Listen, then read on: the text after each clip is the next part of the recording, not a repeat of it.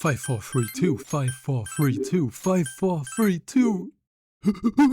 Persona 1 was always this weird game to me. Insanely bad localization, the one game that no one is talking about in the fanbase. And essentially only living through some memes that people enjoy who never even played the game. It is definitely a dated game. It's not a masterpiece, not even great. It's slow and repetitive. It's weird.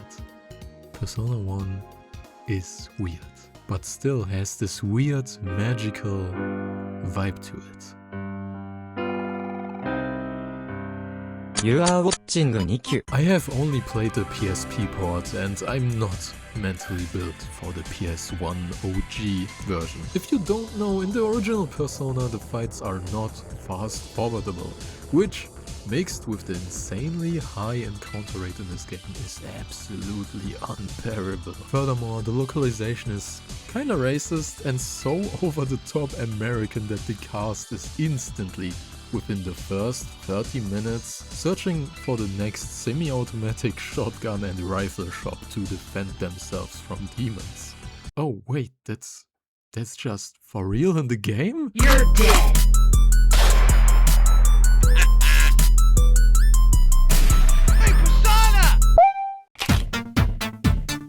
Combat is played on a grid system. You can change team formation, making it dynamic how every character will be utilized. Every melee attack and gun have varying ranges, while magic attacks have limitless range, which initially sounds pretty interesting, but it's all a farce when continue playing. Because there really is not much variety or difference between a normal row system and this grid system. It is not complex or new or really something. It does not matter how and where you put a character except Maki probably. She really only can stay behind because her bow only shoots far away and not next to her. Every player will have the same formation because there is not much to express playstyles or experiment with it.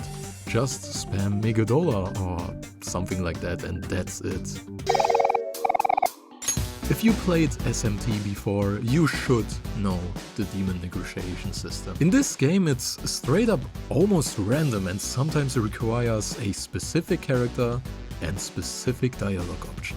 You only recruit demons when maxing out eagerness. The other ones are kinda useless except when you want to inflict ailments or scare them away, but just kill this guy.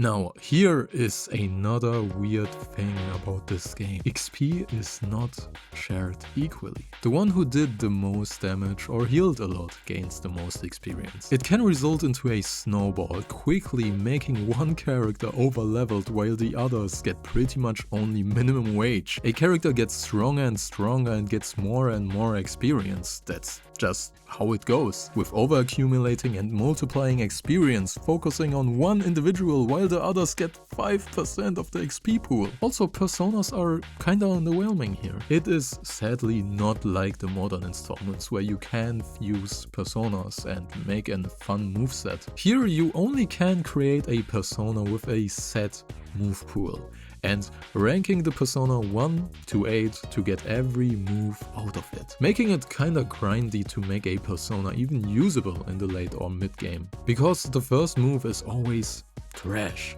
You first have to rank the persona up to make it actually useful, and you can lose those ranks again. Isn't this amazing? Some personas have a special ability when the synergy is best between the user and the persona. Some will heal you when you are about to die, some will insta-kill enemies when you are about to die, and some will even revive you when you die. But in turn, you will lose all ranks you grinded for this persona. This is an example for how this game does not tell you things, but just lets it happen for you to witness and learn. I still don't know what the type and subtype of a persona actually mean, for example. I don't know what the moon cycle mechanic is for, and how the hell do you get to the other story route of the game? Or how the fuck am I supposed to know how to get this dipshit optional character? It's convoluted, confusing, and really out there. But yeah, let's talk about the most notoriously flawed thing here in this game, the encounter rate.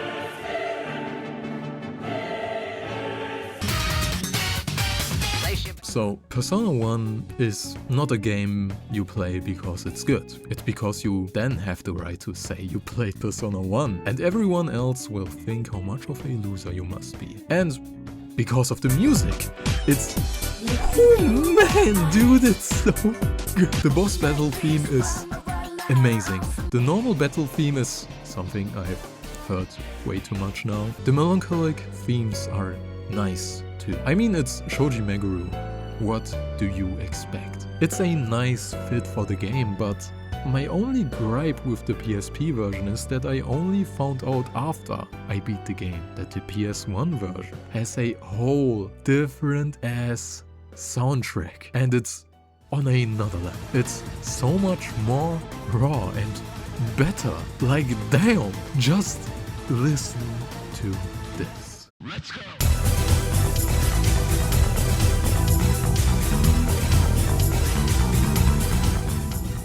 In general, I feel like the original SMT games have more oomph, like really more to their sound. SMT4, for example, for me, has probably one of my favorite battle and boss themes ever. The OG Persona 1 OST gives it a whole other feel to it. It feels more heavy, rougher, and darker. The PSP OST still bangs, but it does not fit as well as the OG in my opinion. I'm in love with how PS1 RPGs looked back then in general. Little cute figurines battling on my grid while really sick music is playing and a woman is singing her lungs out, and very sick designed personas are hovering over these little figurines. Just look at them.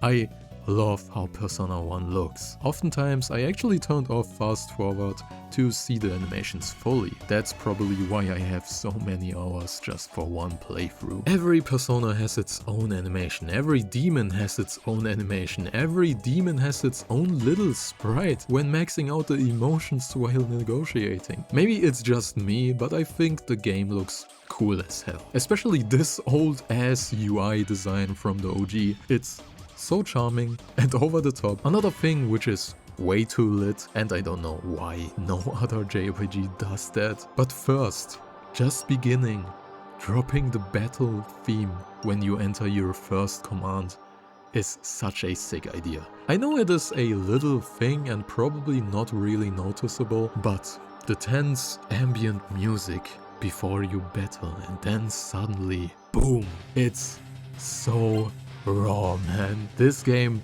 shines with charm. Funny little demon designs, weird and quirky voice lines, a theme for every character in your cast, cool animations, and a touching little story about living with your true self and not hiding from your future. The story in itself is nothing groundbreaking. It's weirdly executed. Sometimes it feels like it has no context between transitions, even having some holes in the story. And the characters are kinda just there. It's not a cast like the modern Persona games. I didn't play 2, but 3 to 5 you really can feel the cast's vibes and them just interacting with each other, but here in Persona 1 it's kinda lowballing, but it still tells a neat little sweet story about Maki, her hopelessness, anxiety and urge to escape her future, ripping everything to shreds and giving up on herself, and learning that it does not make sense to take the easy way out, forgiving yourself, accepting who you are and who you aren't. I think it was fun to see this point coming across in the first game in this franchise, while these themes kinda play an essential part in every game. While this game might be a drag, unpolished and not fun mechanically, I still feel like it's worth your time. And if you would say that this franchise is one of your favorites, you might want to at least try this game. But yeah, I really enjoyed the game, kinda. And I'm happy that I gave it a chance. Thank you for listening to me. Go sub and like, please. I love you. Keep your head up. And see you next time. Bye bye.